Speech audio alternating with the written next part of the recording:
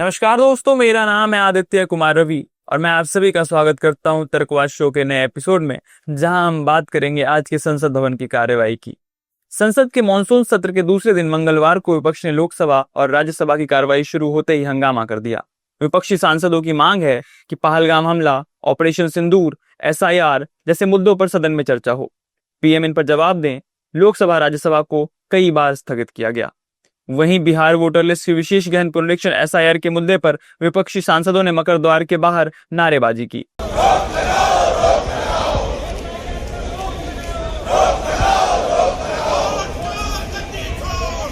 प्रदर्शन में विपक्षी नेता राहुल गांधी, सपा प्रमुख अखिलेश यादव समेत कई सांसद शामिल हुए।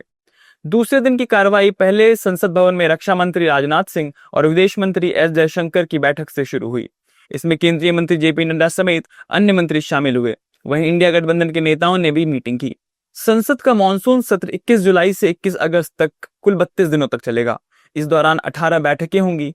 15 से ज्यादा कुल बिल पेश किए जाएंगे। स्वतंत्रता दिवस समारोह के लिए 13-14 अगस्त को संसद की कार्यवाही नहीं होगी। केंद्र सरकार मानसून सत्र में 8 नए बिल पेश करेगी, जबकि 7 लंबित बिलों पर चर्चा होगी।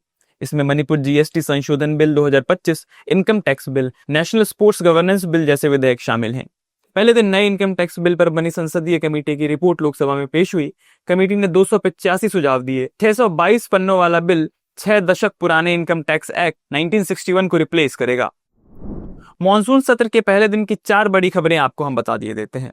पहली ये कि लोकसभा 4 बार स्थगित हुई। कल विपक्ष ने लोकसभा में पहलगाम ऑपरेशन सिंदूर पर हंगामा किया। विपक्षी दलों की मांग थी कि सरकार का प्रमुख होने के नाते प्रधानमंत्री इन मुद्दों पर जवाब दें। इसके चलते लोकसभा 4 बार स्थगित हुई।